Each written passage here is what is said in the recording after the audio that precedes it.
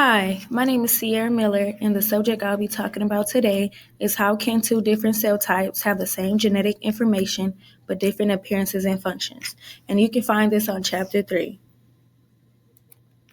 In my next slide, I have four different types of different cells: white blood cells, the mitochondria, cell membrane, and the cytoplasm. All of these cells have the same genetic information, but as you can see, they show different appearances and they have different functions. The first one I chose to talk about is the cell membrane, which is the outer boundary of a cell. It maintains integrity. Selectivity permeable regulates entry and exit of a substance. It is also the phospholipid bilayer. The next one I chose to talk about out of the four is the cytoplasm, which have three parts to it. The first one is the cytoskeleton, which supports framework of the protein rods and tubulets. The next one is the ribosomes, which are composed of protein and RNA. The next one is the protein seam, which is free in the cytoplasm or on the RNA. The cytoplasm also provides structural support. The major parts of a cell are measured in micrometers. Cells that have developed specialized characteristics are said to be different. Cells can vary in different sizes and shapes. It is also three major parts of a cell, which is the nucleus, cytoplasm, and the cell membrane.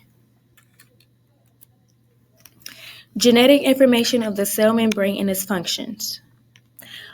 All the genetic information in a cell was initially thought to be confined to the DNA and the chromosomes of the cell nucleus. The cell membrane is also called the plasma membrane and is found in all cells and separates the interior of the cell from the outside environment.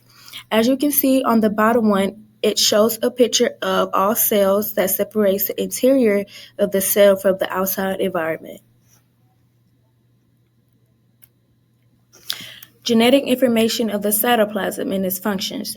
The genetic information for the cytoplasm is the same as the cell membrane, but as I stated in the previous slide, they have different appearances and functions. The functions of a cytoplasm is a cushion for a cell's genetic material. The cytoplasm is in charge of enclosing and protecting the components of the cell. It stores the chemicals required for cellular processes, but also provides shape to the cell. To answer the question again, how can two different cell types have the same genetic information but different appearances and functions?